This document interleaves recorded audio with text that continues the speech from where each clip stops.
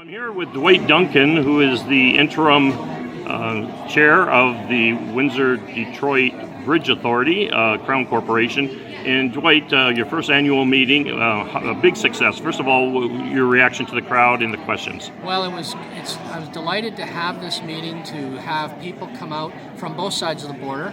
Had some really good questions, and these kinds of meetings allow the board, allow us to get a flavor for what's of concern to the community.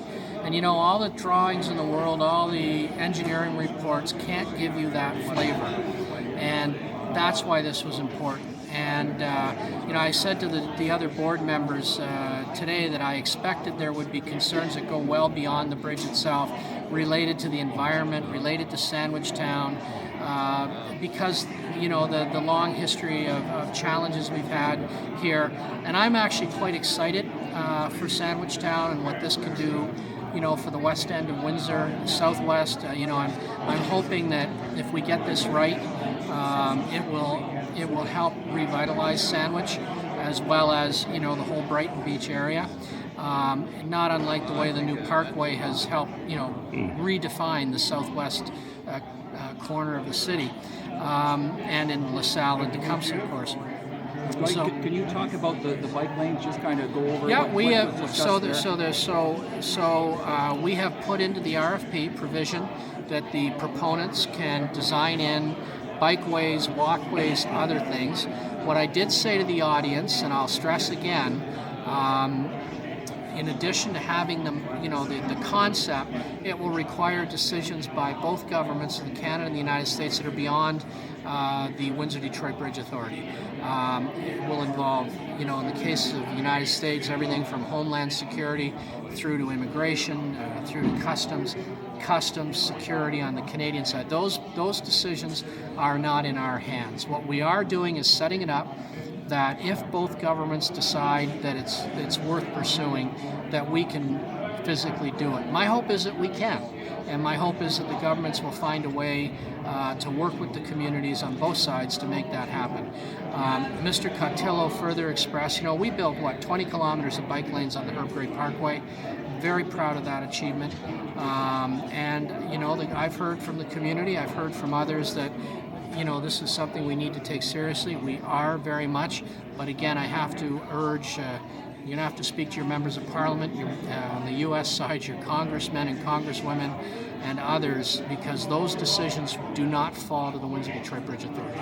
And speak one more time about the cost overruns and how the P3 private-public partnership is protecting taxpayers. So what happens with these, Joe, and the good news is I have a good example to use that I don't think was well characterized at the time, but we are shifting the construction risk, we are shifting the operating risk, the maintenance risk associated with any project of this nature to the private sector. What that means effectively is we get a fixed price contract. Mm-hmm. Any problems have to be covered by the proponent, unless we give them a change or unless we change something. When that happens too, let me give you the best example recently.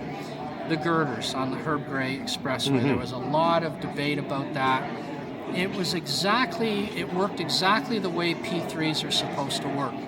Not only was it made public, so there was clarity and transparency, which in the old days, if something like that happened in the old model, well, they'd just change it and the government would pay more. Mm-hmm. Now, if the proponent makes a mistake or the proponent doesn't meet standard or any number of things, they're responsible. So what happened with those girders? They had to remove them and replace them all at their cost. And that would also include even effective dates that construction Absolutely. Has to be done by. Well, there's a little more flexibility there. I don't want to be that pinned down. But the idea is the taxpayer knows what they're paying for, and that's it.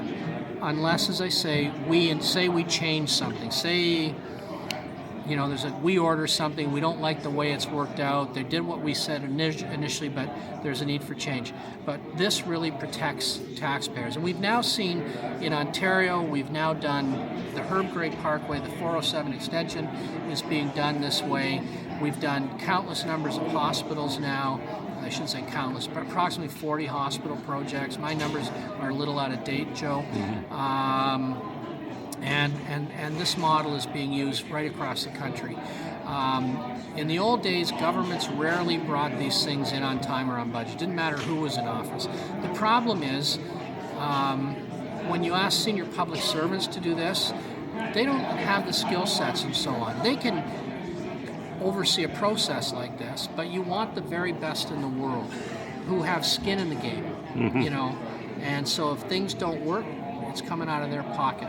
And the girder issue on the Herb Gregg Parkway was precisely an example of, you know, when things go wrong, if it's their fault, they pay for it. Well, welcome aboard. It's good to have you back home. Good to be back. Always